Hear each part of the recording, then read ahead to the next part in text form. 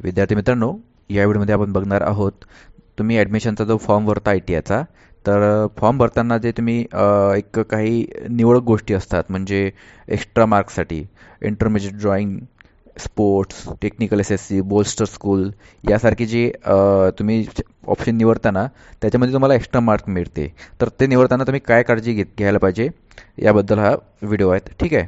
तर बघा, ही जी माहिती आहे ना, माहिती पुस्तिकेमध्ये दिलेली आहे. तर तुम्हाला तिथून सुद्धा मिळू शकते, परंतु मी ते शॉर्टकटमध्ये तुम्हाला समजावून सांगतो.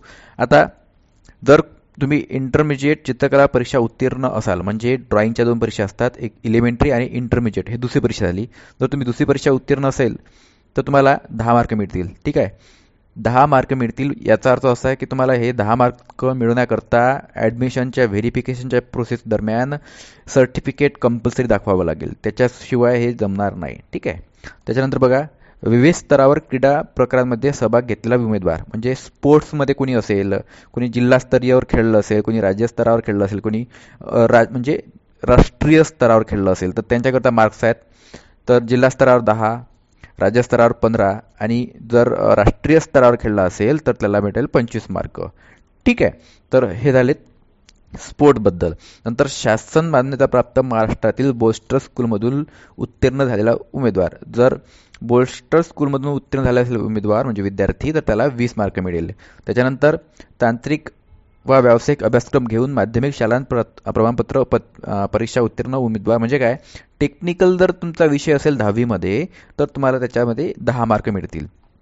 त्याच्यानंतर लष्कर, ठीक आहे, डिफेन्स, आर्मी, नेव्ही, एअरफोर्स यासारख्यामध्ये जर तुमचे वडील असेल, म्हणजे बघा काय म्हणते, संरक्षण सेवेतील खालील कर्मचारी व पाल्य, ठीक आहे, त्यांच्याकरता 10 मार्क म्हणजे वाढवल्या जाईल त्यांच्या टोटल मार्कांमध्ये. तर हे सर्व दिलेलं आहे त्यांनी. परंतु एक महत्त्वाची बाब, तुम्ही कुठलं याच्यात जर निवडत करत असाल फॉर्म भरताना, ठीक आहे, तर तुम्हाला त्याचा पुरावा देणे गरजेचं आहे. जर तुम्ही जिल्हास्तरीयवर जर तुम्ही क्रीडा खेळले असेल, स्पोर्ट खेळले असेल, तर त्याच्यावर जिल्हा क्रीडा अधिकाऱ्याची सही लागेल. ठीक आहे. हे सर्वच्या सर्व डॉक्युमेंट्स तुम्हाला प्रूफ दाखवावे लागतील की तुम्ही या मार्कांसाठी पात्र आहेत. अन्यथा तुमचा फॉर्म व्हेरिफिकेशनमध्ये काय होईल, त्रुटी येईल आणि तुम्हाला परत तो फॉर्म एडिट करून ते काढून टाकावं लागेल. ठीक आहे.